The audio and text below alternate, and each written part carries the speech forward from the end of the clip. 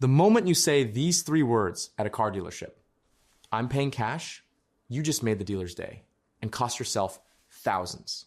I know that sounds backwards. You saved your money, you're debt-free, you walk in with full buying power that should be the strongest position possible.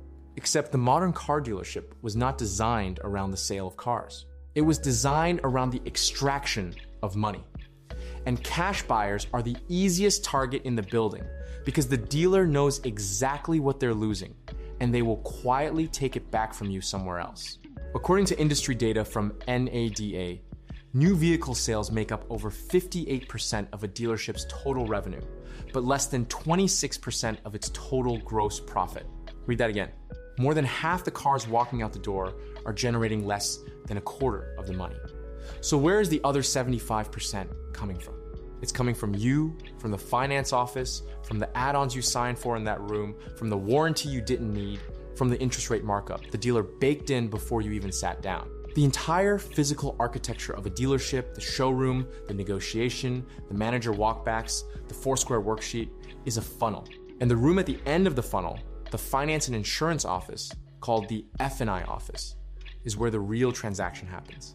The average F&I profit per vehicle sold hit $2,501 at publicly traded dealership groups in 2024, a 5-year high. The car is the bait. The F&I office is the trap.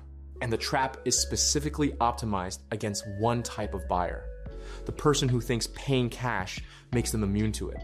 Here's how it works. When you tell a salesperson you're paying cash, two things happen immediately. One, you eliminate the dealer's primary profit lever, which is financing markup. Two, the salesperson flags your deal as low-value back-end potential. What happens next?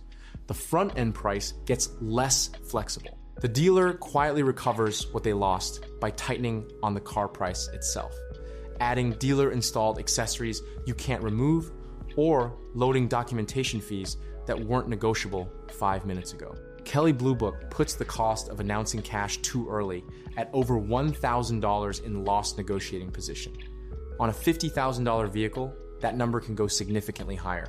By the end of this video, you'll know exactly how to get the financing buyer price while still paying off your car on your own terms.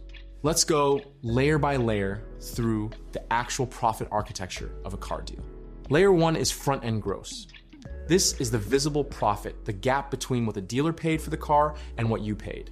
On new vehicles, this margin is thinner than most people expect, often under $1,500 after market competition compresses it. Holdback is a payment made by the manufacturer to the dealer after every single vehicle sold, regardless of the sale price. It's typically 3% of MSRP, paid quarterly, and it's completely invisible to the buyer. On a $50,000 vehicle at 3% holdback, the dealer receives $1,500 back from the manufacturer after you drive away. That means a dealer who sold you a car at invoice, who told you they were making nothing, just collected $1,500 from the factory that you never saw on any paperwork. And that's before volume bonuses, which are additional stair-step incentive payments dealers receive for hitting monthly or quarterly sales targets, payments that can be worth tens of thousands of dollars per period and make individual deals profitable even when sold below invoice. Layer 2 is the financing markup, and this is where the largest quiet transfer of wealth happens. Here's the mechanic. The dealer has a buy rate, the minimum rate the lender will accept. They're allowed to mark that rate up, typically by 1 to 3 percentage points, and keep the difference. According to an MIT analysis from 2023, approximately 78% of dealer-arranged auto loans carry a marked-up interest rate with an average markup of 1.13 percentage points.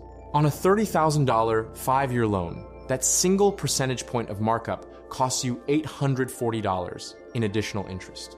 The dealer is not required to tell you the markup exists. You are simply offered a number and asked to sign. Layer 3 is the F&I product menu extended warranties. GAP, insurance, tire and wheel protection, paint sealant, key replacement plans, each presented as a modest monthly add-on that blends seamlessly into your payment. An extended warranty that costs the dealer $1,000 gets sold to you for $2,000. GAP. Insurance available through your own insurance provider for $20 to $40 per year, gets packaged into your loan at $600 to $900. Documentation fees between $300 and $900. Pure profit with minimal overhead get listed on your contract as though they are a fixed government cost. They are not. Each layer individually sounds manageable. Together, a $10,000 total profit off a single sale is entirely realistic.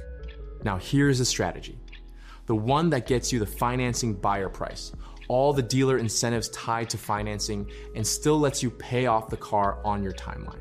It's 3 moves, executed in sequence, and it requires that you never reveal your full hand until after the deal is locked. Move 1, get pre-approved before you walk in.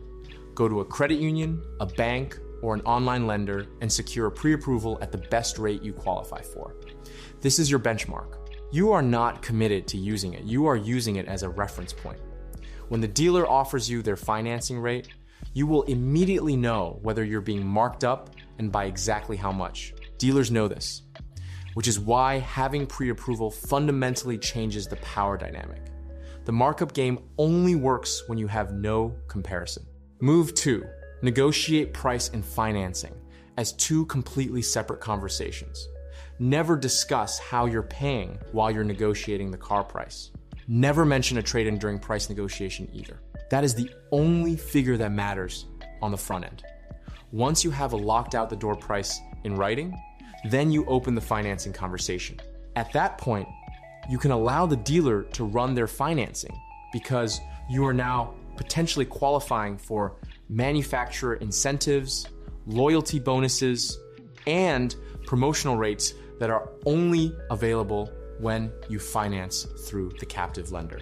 Move 3, check for prepayment penalties, then pay the loan off aggressively after closing. Most standard auto loans have no prepayment penalty. Once you've confirmed there is no penalty, you can make your first large payment within 30 to 60 days and eliminate the interest cost almost entirely.